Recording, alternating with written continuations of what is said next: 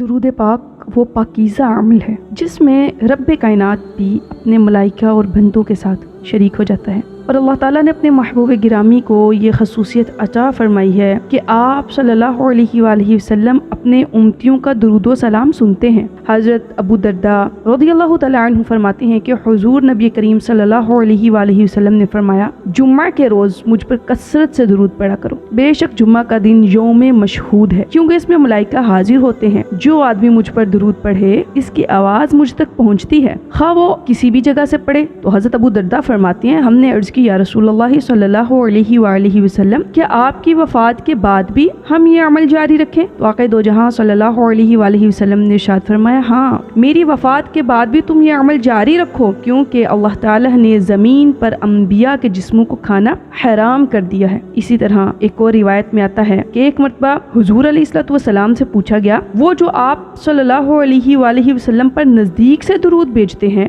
دور سے درود بھیجتے ہیں اور بعد میں آنے والے بھی بھیجیں گے، کیا یہ سب درود آپ کو پیش کیے جاتے ہیں؟ تو اس پر آقا دو جہاں صلی اللہ علیہ وآلہ وسلم نے فرمایا، میں اہل محبت کا درود خود سنتا ہوں اور انہیں پہچانتا بھی ہوں۔ اس سے کیا پتہ چلا کہ حضور علیہ الصلوۃ والسلام اہل محبت کا درود نہ صرف خود سنتے ہیں بلکہ بھیجنے والوں کو پہچانتے بھی ہیں، اگرچہ وہ دور کسی مقام پر اور بعد کے کسی زمانے میں ہی کیوں نہ ہو۔ سبحان اللہ۔